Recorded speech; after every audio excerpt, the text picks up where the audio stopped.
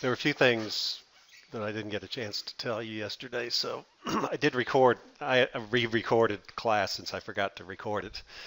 So I'm going to put a link in Blackboard when Mr. Graham finally gets you signed up, which is it's always annoys me, but that we don't get it you guys in earlier. But if you search for my name, Calculus, you'll get the YouTube channel.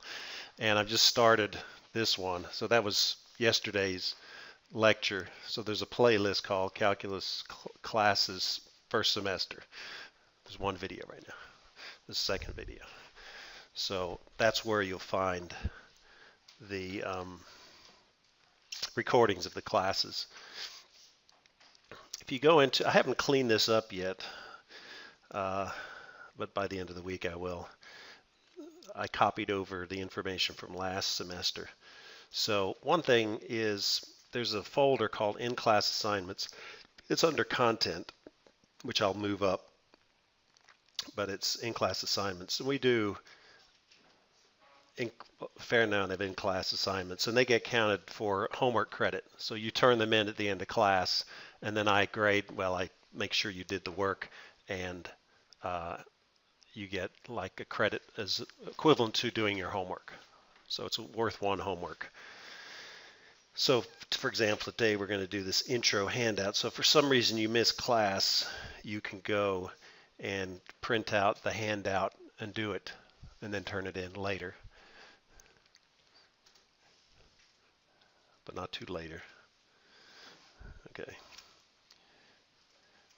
I'll put some kind of, like I said, I'll put some kind of link that links to the videos. There's also a graphing program that I use in class.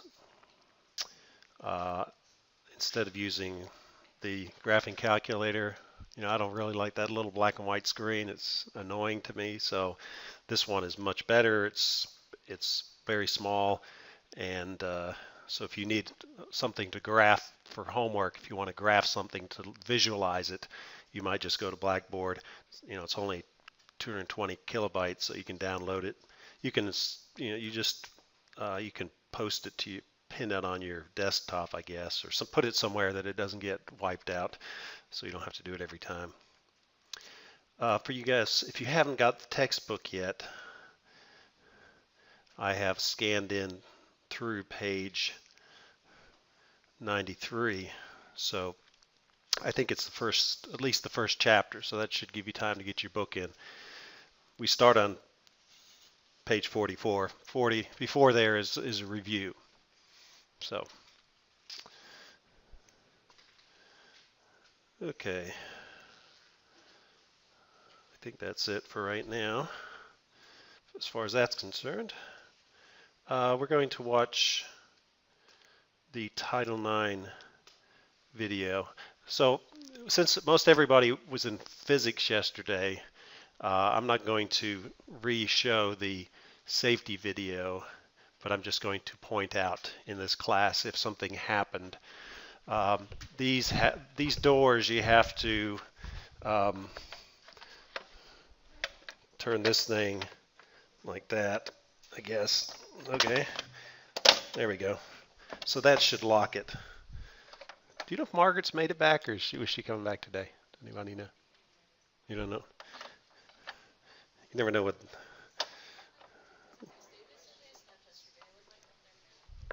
They went to see the eclipse yesterday. Okay, anyway, that's how you lock them. And we just have to move out of the sight of the door. So if there's any. Okay, let's watch the Title IX video. It's much shorter than last year, so that's good. Title IX, here we go. Okay, so yesterday we were talking about basically what calculus is, which is taking derivatives is looking for the slope of the tangent line to the curve. And the second one was the integration is finding the area underneath the curve. So we're going to do a little exercise here in a minute, but before I do that, let's just, let me just add a page here. talk about both of those things in preparation for our little exercise. Oh, got to turn my sound off. If anybody figures that out, let me know. So I don't have to keep turning the sound off. But we were talking about a curve of some kind. And so here is a graph, an XY coordinate axis. Does anybody know who came up with this whole coordinates thing? The XY. I read about that. That was the other thing I did this summer. Besides learning about statistics, I read this book about history of science told through the lives of scientists. So the guy who came up with this was Descartes, and he supposedly was sitting in some room looking around. I think he was sick.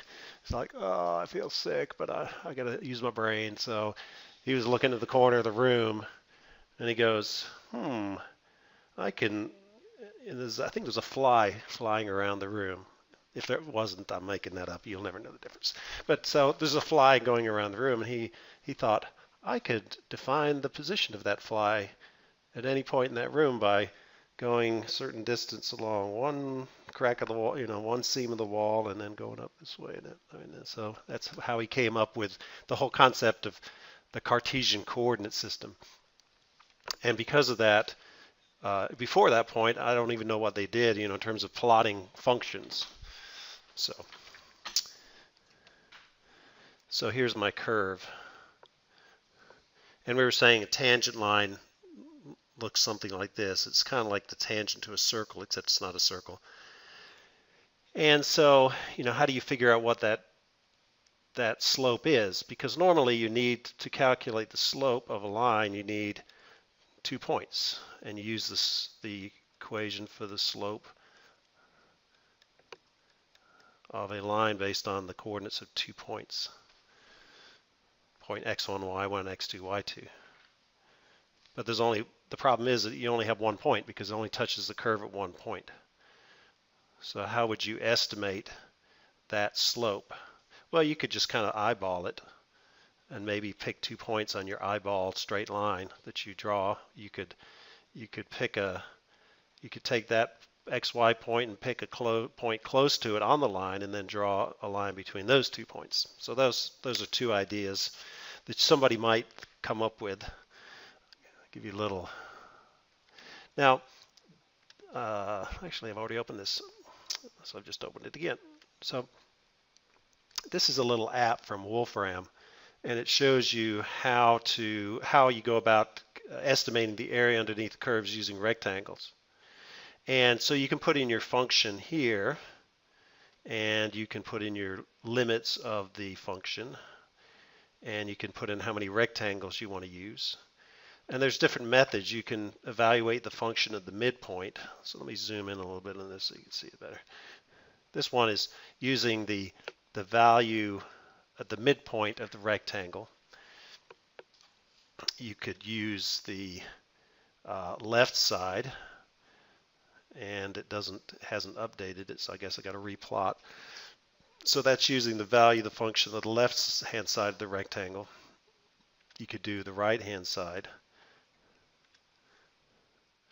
So it gets shifted that way. So, over here you're overestimating, here you're underestimating, here you're overestimating because of here the rectangle's poking above the curve. And what we're doing is looking for the area between the curve and the axis. And then you could do minimums. So this is the one where it's all underneath the curve. So you can see they're all, well, let's try that again. It didn't do anything. I don't know what that didn't do what I expected. That didn't seem to change at all. Okay, we'll ignore those 2. Okay, so there are different ways you can calculate the area. But all we're doing is calculating the area of each separate rectangle. So we'd say here's 0.5, so each one of these increments is 0.1. So the width of the rectangle is 0.1, and then you could go to the y-axis and find the y value and multiply the delta x, this distance, by that distance, and then add them all up, and then you get the answer somewhere here. Yeah, estimated area, actual area. The estimated area doesn't look very good. right there. Not sure why you get a negative area unless they must have counted these as negative areas. If you put this above the x-axis, so let's just do y equals x squared. Yeah. So here they're saying that using the rectangles underneath the curve, or using the left-hand value of the function, the estimated area is 2.494. The actual exact area is 2.6. And what you can see is as you increase the number of rectangles, the estimate is going to approach the actual area. The less rectangles you have, the poorer the approximation. The more rectangles, the better the approximation. So what we do in calculus is you make this infinity. Of course, they won't let me do infinity, and I'm not sure it'll let me do 10,000. Let's see what happens. Yeah, probably either it's taken a long time to do that or it doesn't accept it. There's probably some maximum that'll allow you to do. Okay, so that's kind of a general idea. So what I've got, let me just hand these out and we'll talk about them. So just turn these in at the end of the period up here.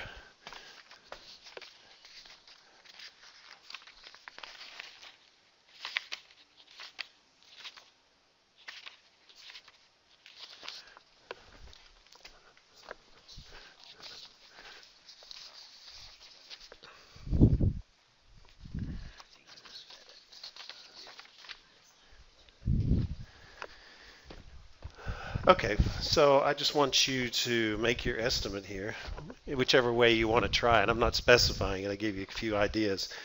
But on the first one, you can see the increment is 1 unit for the major grid spacing in the vertical direction and 0.5 units. So just make sure you pay attention to the units there. What I want you to do is to estimate the slope of the tangent line to the curve at x equals -1, which should be a negative slope. Actually, at x equals 0, I'm not going to tell you what it is, but it's an easy answer. And then at x equals 2. So you can draw an estimate of the tangent line. You can pick 2 points on the curve, and So I've given you let me put you should know the equation for the slope of a straight line, but just in case you forgot, there it is. And then on the back side, I'm asking you to estimate the area between the curve and the x-axis between x equals 0 and x equals pi.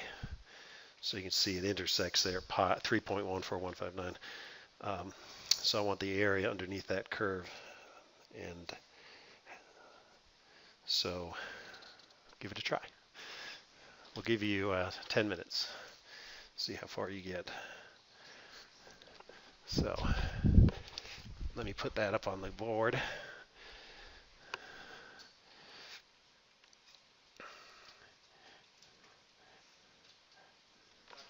Yes.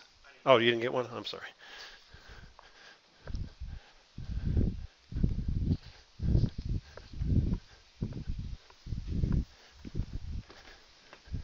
Oh, okay.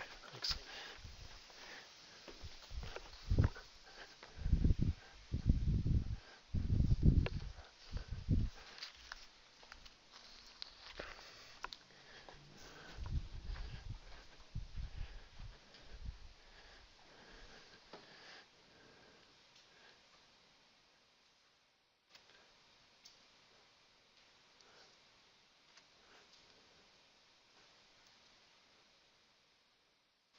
And you can talk to your neighbor if you're interested in seeing what they're doing. You don't have to be completely silent or anything like that.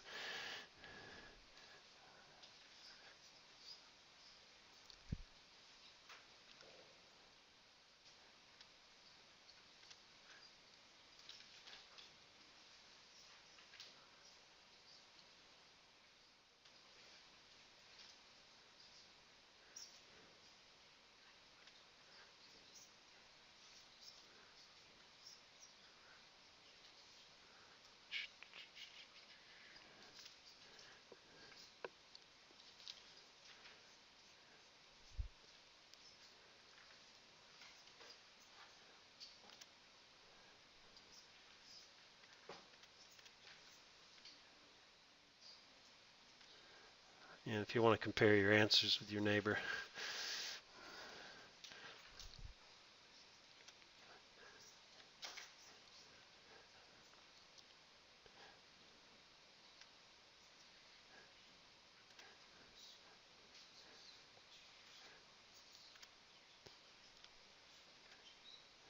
so I'm going to do my attempt here while you're doing your attempt.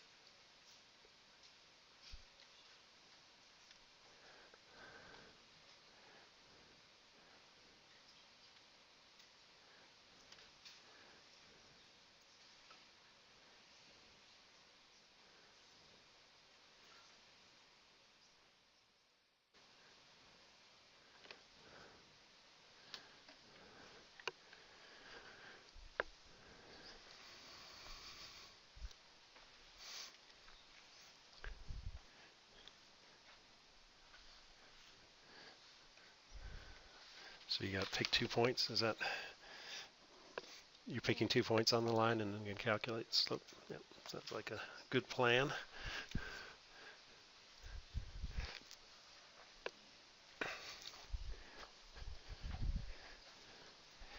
Set my timer here.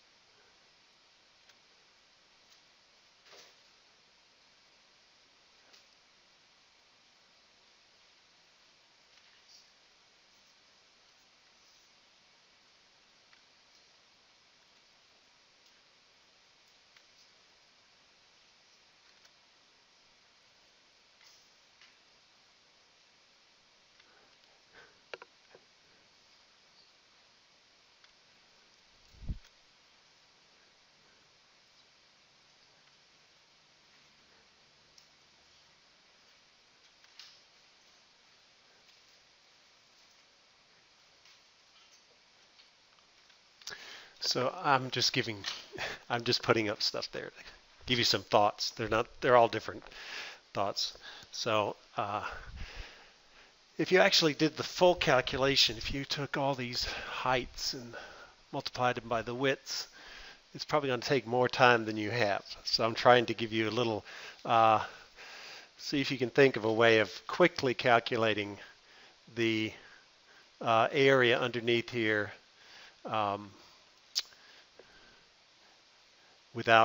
by just having to multiply two numbers together instead of having to calculate these separate areas. It has something to do with this. Okay.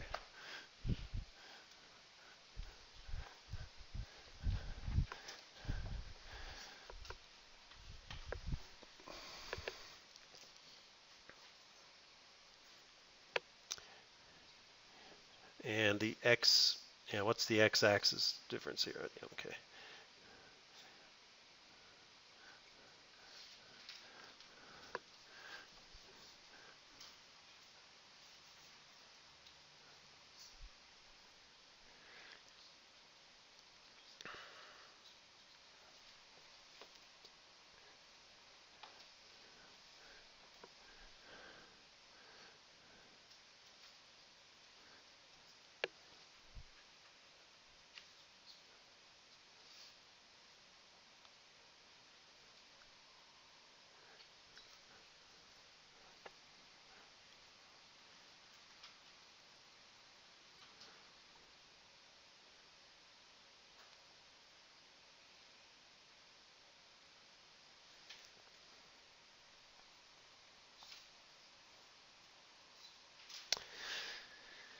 Okay, I'm going to give you 2 more minutes.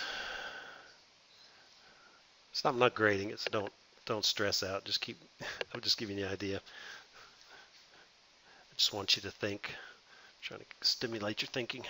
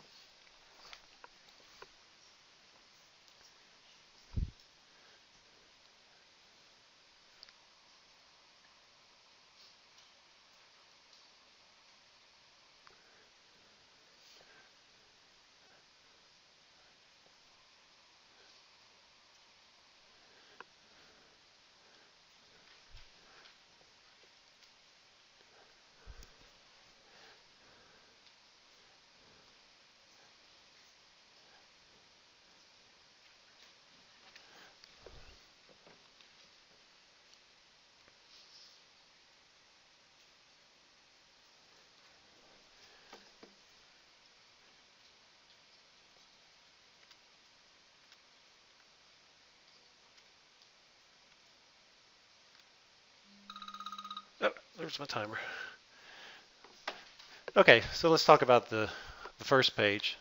Well, I worked it out myself here by picking 2 points. I drew a line that I thought was tangent to the curve at x equals -1, which is right here.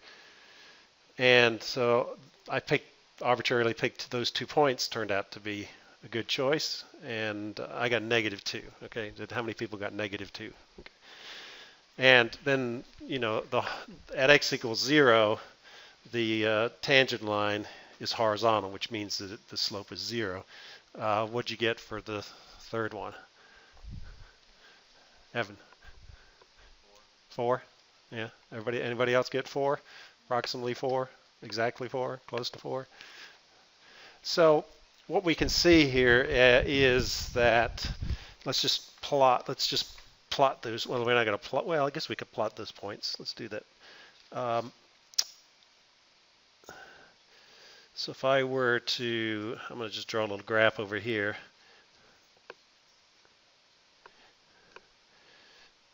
So my graph, this would be -1, 0, 1, 2. So at x equals -1, the slope was -2. So I got to extend this thing down here. So at x equals -1, y, the slope was -2, which is right here. At x equals 0, the slope was 0. And at x equals 2, the slope was 4. 1, 2, 3, 4. Let's draw a line. See if it looks kind of like it might be linear. Let's draw a line. Hey, how about that? So your estimated slopes that you came up with, when you plot the slopes on a Cartesian coordinate system, you get a line. And what is the slope of that line? So 2, right?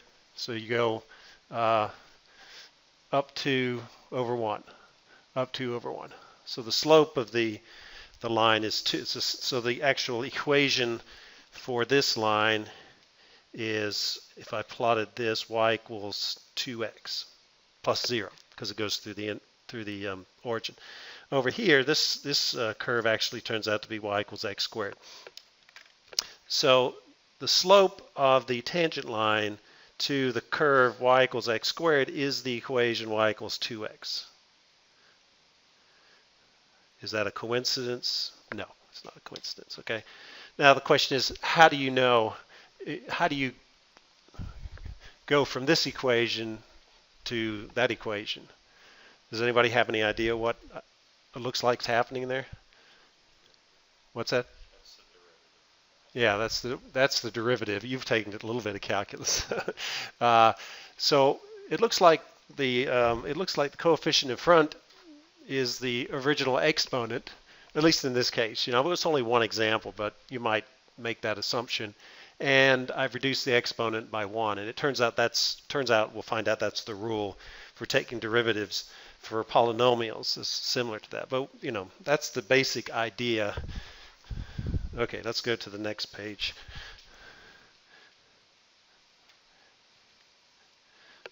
So did anybody come up with an estimate of the area? So the way you would do it is if you take a area of a single block, you're going to be 0.25 by 0.25. So 0.25 times 0.25 is 0.0625. So the area of each block is 0.0625. So that's the first number. And the second thing you do is you count how many blocks are underneath the curve. So you have full blocks and then you have half a blocks. So like this one's a full block, this one would be like a half. So I'm going to remove these so they don't get in the way of my counting. Why don't you see if you can count the number of, estimate the number of squares that are underneath the red curve. Oh.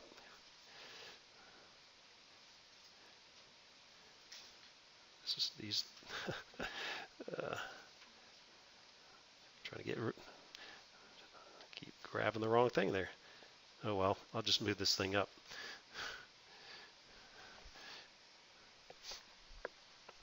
Actually, what I'm going to do is I'm going to create a new page, drag it over there so I can see it.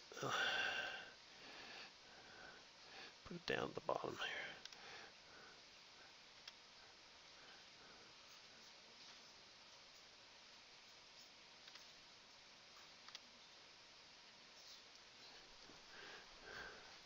Okay, so here's my attempt. Well, actually, what do you get? Anybody? Did you get a number? No? Anybody get a number? Yet? Come on, it's just counting. We're estimating. Okay, 1, 2, 3, 4, 5, 6, 7, a little bit more than 7, 8, 9, 10, 11, 12, 13, 14, 15, 16, 17, 18, 19, 20, 21, 22, 23, 23, 24, 25, 26, 27, 28, 29, 30, 31, 32, 33. I got 33. Anybody got close to 33? Something like that.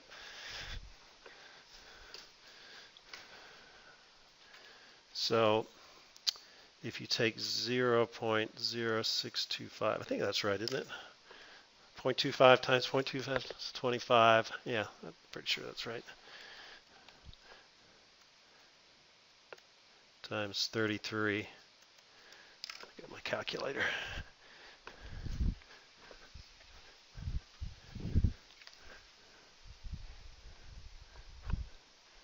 .25 times 0.25, 0.6625 times 33 is about 2. Is that right? Approximately 2. So the actual integral is, for some reason I was thinking it was 1, but I think I think it is actually 2. It's beyond, I can't explain easily how you get that yet with integration, but because this is a trigonometric function. Okay, so that's the little exercise for today. And ultimately what we're going to do, well, let's move to here. So you're going to have a problem like this for homework. So I thought I'd go through this one, and it kind of goes along with the first example that we just did. So it says let's estimate the slope at x equals 1, y equals 3 for the following function. Convert to the standard form of a quadratic equation and then plot. Okay. So this is what it looks like. And the way you're supposed to do this problem to estimate it is, the reason they want you to change it to standard form is so you can plot it. Did you ever do that? Convert something to standard form for a quadratic equation, plot it. Anyway, we're just going to plot it for right now. I don't want to spend time on that. So this is the 0.13 right there. And so what we're going to do to approximate that is we're going to pick points on that curve. So let me go to one page. We're going to pick a point on the curve, and we're going to evaluate the function at that point, and then we're going to find the slope between the point of interest and the second point that's on the curve. So this was 1, 3. So we could use a point right here, which would be 2, 4. We could use 1.5, whatever the value of the function is at that value of x, and then we could use that to estimate the slope. So let's just do, I'm going to pick a point. So the way you do this, the way you estimate the slope, is we're going to say, let's say we have 0.1, 3, and we're going to pick another point. So I'm going to pick this one right here. So the second point is going to be 2, 4. Now I could plug that into my equation as well. F of 2 is going to be 4 times 4 minus, something's wrong here. It's 2. I was thinking 4 in there. That's why it was not working. So plug 2 into the equation, and you'll get 8 minus 4, which is 4, which is on the graph. I just looked at it off the graph. And then what you would do is you would draw a straight line between those 2 points.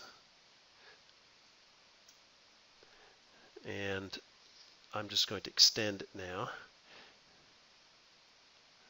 like that. So that's the line connecting these 2 points. So the slope of that line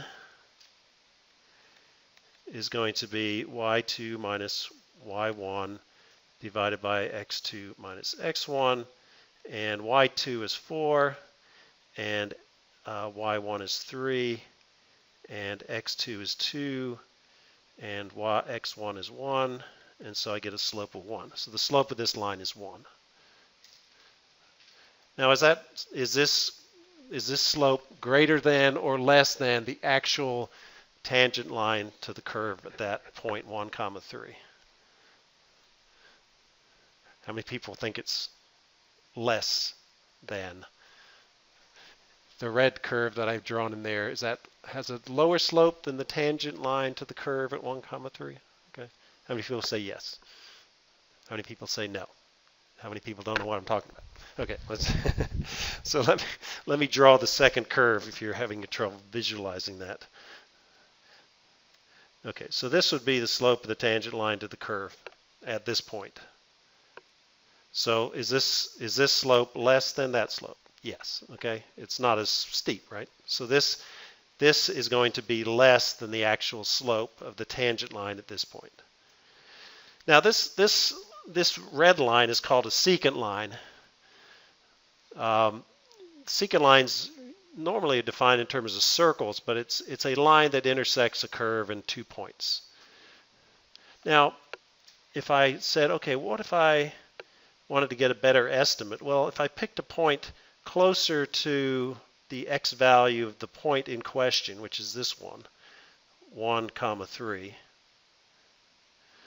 So what I'm going to do now is I'm going to find the slope of the line between 1, 3 and 1.5 comma something.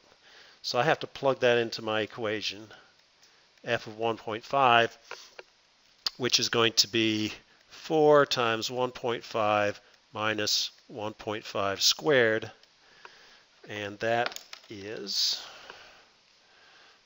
4 times 1.5 minus 1.5 squared, 3.75. So that's my y value. So that's going between this black point and the blue point.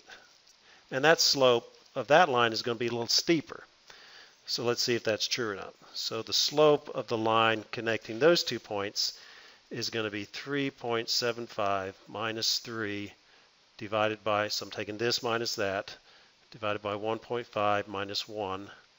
So that's 0.75 divided by 0.5, which is 1.5. Okay, so that's what I expected. The slope of the line connecting the blue point, the black point with the blue point here, is higher than the one when I did that. Now, as I move this point closer and closer and closer to 1, 3, the slope is going to approach the slope of the real tangent line. Now, another option, what I could do is I could evaluate the function at half the unit to the left of the point of interest and half a unit to the right. So if I did that, I would go, I already know what the second point is. So instead of using 1, 3, I use something to the left. So let's see what the function is at 0.5. So f of 0.5 is 4 times 0.5 minus 0.5 squared. So 4 times 0.5 minus 0.5 squared is 1.75. Okay, so that's the slope. That's the value of the function. Okay. So I'm going between 0.5 and 1.75. So if I calculate the slope between those two points, so the slope equals 3.75 minus 1.75 divided by 1.5 minus 0.5, I'll get 2 divided by 1, which is 2. So it's again larger, and it turns out that actually that's the exact slope. But so there's different ways of estimating the slope of the tangent line at that 1, 3 point. One is to use the point in question, 1, 3, and then choose either points on the curve to the left or the right. We chose 2 on the right. You could choose 1 before and 1 after, equally spaced. That's what I did down here. I went to the left half a unit and to the right half a unit. I calculated the points, the coordinates, and then I calculated the slope, and that's probably the best estimate. So you have a problem like that where you're going to calculate the slope based on picking points close to the point in question. So I'll let you deal with that. And there's an example in the book if you want to look at that as well to help you along. So this is actually this is the problem in the book. So it looks like this. It's problem number 8 instead of number 7. So what they're asking you to do is to graph the function and the secant lines. The secant lines are these lines, this line right there. So you plot the function, and then you plot the point, and then you plot the second point, and you draw a straight line through them. Those are the secant lines. And then you find the slope of each secant line, which is what I just did. And then it says use the results of part B to estimate the slope of the tangent line, the exact one. That's kind of what I did down here. They're using 3 different points. Well, this is the one I did. This one I didn't do. And then I kind of used one on either side of this point to get a better approximation. So you basically have a different function but the same exercise. Okay. And then the second one is like this, and all they're asking you to do is to approximate the area underneath the curve by what you would do is you evaluate the function at x equals 1, which is the height of the rectangle, and you multiply by the width of the rectangle, which is 1. And then you evaluate the function at x equals 2, which is this height. So that's your width, that's your dimensions of the rectangle, and you multiply by the width, and you do that 4 times so you cover the entire distance between x equals 1 and x equals 5, and you come up with a number. It's going to overestimate the actual area because you've got these things sticking out. And then they ask you to do it in increments of 1/2 a unit. So you'd evaluate the function at 1, 1.5, 2, 2.5, 3, and then you'd multiply those heights by the widths, 0.5, and add them up, and that should give you a better approximation. And then it says describe how you would continue this process to obtain the more accurate approximation. So what would you do to get the most accurate representation? You just add more and more rectangles. You might make it a quarter of a unit or a tenth of a unit. They're not asking you to do it. They're just saying, they're showing you here's going to a finer or a smaller rectangle in terms of width, and you don't know what the exact answer is, but as you increase the number of rectangles, as we showed in that little app, you're going to get a better approximation. And what we do in calculus is we make the number of rectangles go to infinity, and we get the exact answer. Okay. Now, I guess you're getting your computers in class today, so hopefully you'll find the solutions on there.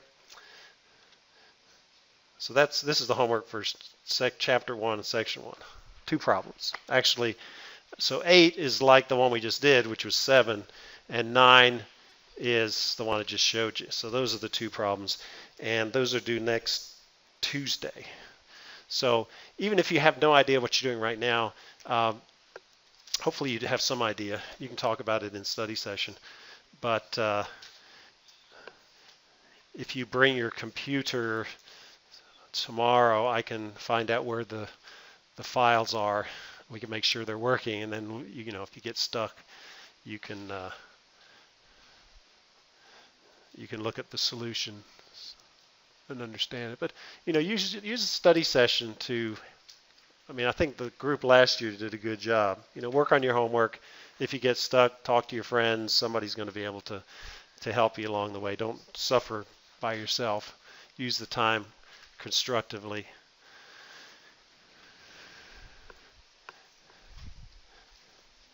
I'm not spending a huge amount of time on this because we're going to come back to it later. And I just want you, at this point, I just want you to hopefully, have a general idea of where we're going with this whole thing. What we're going to do now is we're going to go talk about limits. And we won't actually do this until chapter 2. Okay, so I've given you enough time to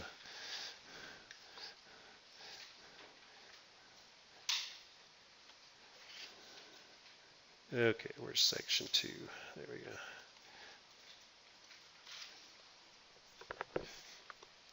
So in section 2, we're just going to talk about the general idea of limits, and we're going to look at functions on a graph, and we're going to look at and visually say, the limit of that function is a such and such a number. We're also going to do it numerically, which is kind of like what we've just been doing. We're not going to calculate derivatives or slopes, but we are going to evaluate the function. We're just going to evaluate the function very close to the actual x value that we're trying to evaluate the limit at. Because what we're trying to do in this case is see what the value of the function approaches as you approach some value of x. What is f of x as you approach some value of x? A lot of times you can just plug the number in, and you'll find that when we get to section 3. But in this case, you just want to kind of get a general idea of what the whole limit process is before we actually come up with some techniques for evaluating limits. So here's the terminology first. So use the abbreviation LIM for limit. And you're taking the limit of a function, f of x, some y, some curve, basically. F of x is a curve. And there's a specific value of x that you're approaching. So c is the actual x. It's going to be a number, like 3 or 0 or 25 or infinity. X is the variable. F of x is the function associated with that variable. And L is the y value that you're approaching. So this specific example here is you're saying, what is the limit of the function y equals x squared as the x value approaches 2? And the answer is 4. In this case, also f of 2 is 4. So you might say, well, is the limit always equal to the value of the function? And 99% of the time that's true. It's the 1% of the time that it's not true, and that's the one that involves the definition of the derivative later on. So the way we would say this is we'd say the limit of f of x as x approaches c equals L. So this little arrow means as x approaches c. Not as x equals c, but x approaches c. So let's just look at a few examples of functions that we're used to graphically and see what a limit is. So I'm going to, here's the graph. It's a polynomial, and I don't know exactly what it is, but it's got a minimum value there, got an x and y intercepts. We know how to do that from pre-calculus. But let's so if you want to just kind of do a rough sketch of that. If I said, what is the limit of f of x? So that means, look at the graph, as x approaches 0. So what I would do is I'd say, okay, here's the function. X is approaching 0.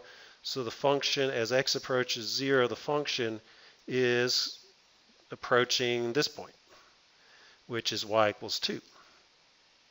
And if I come from the other side, as I come from this side of x equals 0, as I approach x equals 0, the function, the y value of the function is approaching 2. So it approaches the same value from both sides. So the answer here would be 2. Okay? If I said, what is the limit as x approaches, what's my scale here? -3.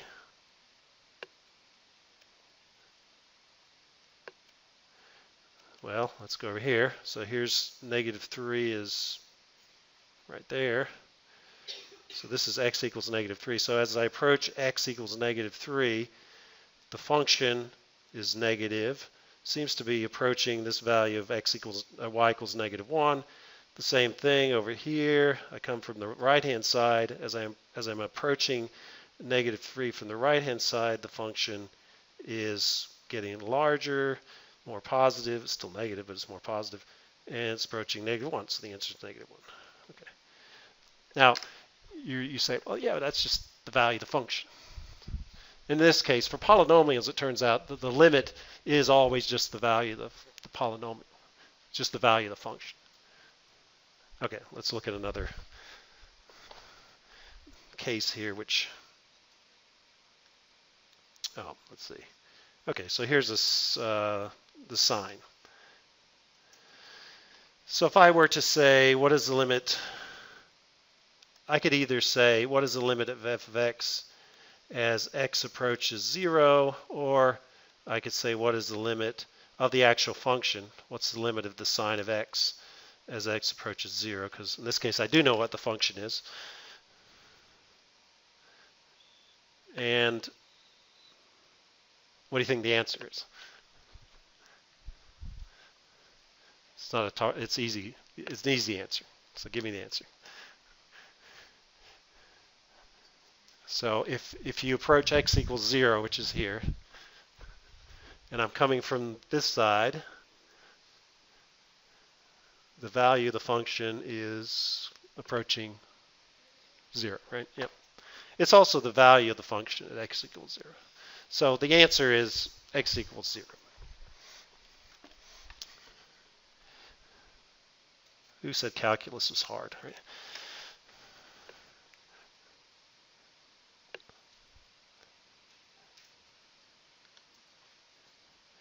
Okay, logarithmic and exponential functions. So they're all, which one's this? Exponential, logarithmic? Exponential. Logarithmic, right? Okay. So let's, and these are the natural log. So this would be the function in this case. The red curve would be e to the x, and this one would be the natural log of x. So what is the limit as x approaches 1 of e to the x?